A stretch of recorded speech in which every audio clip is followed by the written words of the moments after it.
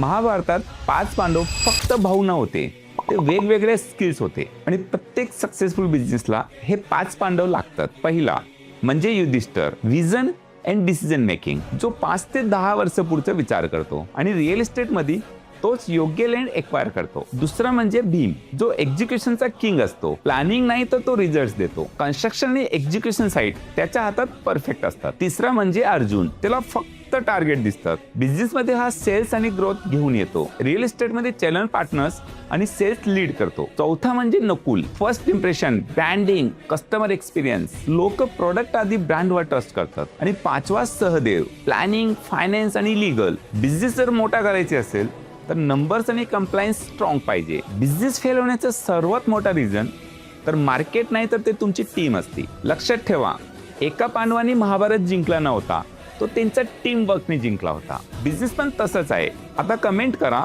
तुम्ही तुमच्या बिझनेसमध्ये कोणता पांडव आहात आणि मला फॉलो करायला विसरू नका.